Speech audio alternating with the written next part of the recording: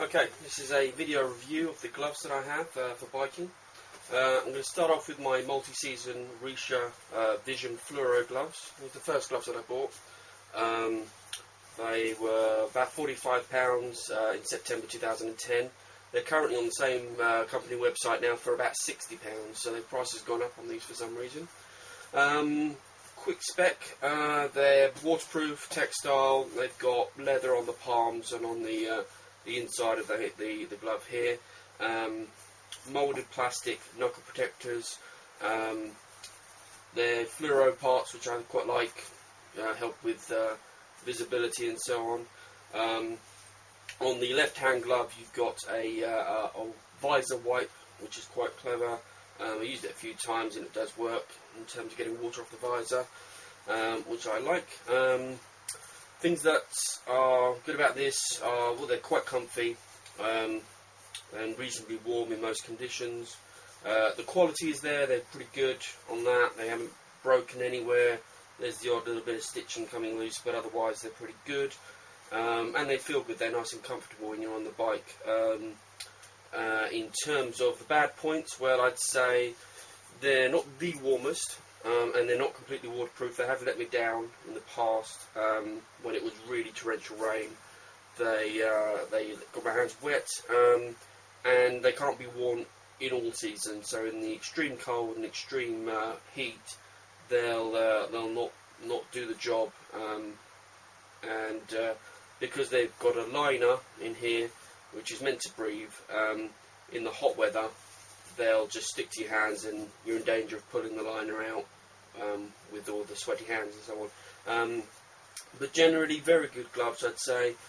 For the price, only £45 last year, now 60 quid, and they're genuinely, you can use them maybe 8 months of the year, only the hottest months in the summer and the coldest months during the winter when you need something else. So an 8.5 out of 10 for these. The next set of gloves are my, again, Richa Spark, these are called. I've got these for £32.50 this summer, 2011, and they are a summer type cool riding glove. They've got a cool system leather, which I'm not entirely certain what that means, but they're basically a single layer. You've got the leather on the outside, and that's pretty much it. You've got a bit of protection on the fingers, on the knuckles, just a plastic that's meant to look like carbon fibre. I'll show you that. And quite a short wrist guard here. They're reasonably good in terms of comfort. The interior, there's plastic bits up here, and on one of the fingers the interior was a bit scratchy, and so it would dig into your knuckles. But otherwise they're okay. I like the elasticated wrist and the Velcro, makes them quite easy to put on. Bad points, they feel a bit cheap on the inside. Good points, they're easy to get on, they're pretty cheap to buy, and they keep your hands nice and cool, which is good. I bought these because these are just too hot in the summer. And I give them a 6 out of 10 overall. There are better gloves out there, obviously, but those will cost a lot more. But these are pretty good for just a couple of months of the year when it's hot here in the UK. And lastly, these ones here, these are my winter gloves. I bought these because these were just too cold in the middle of February last year, or this year in fact. These are the Biker Koln gloves.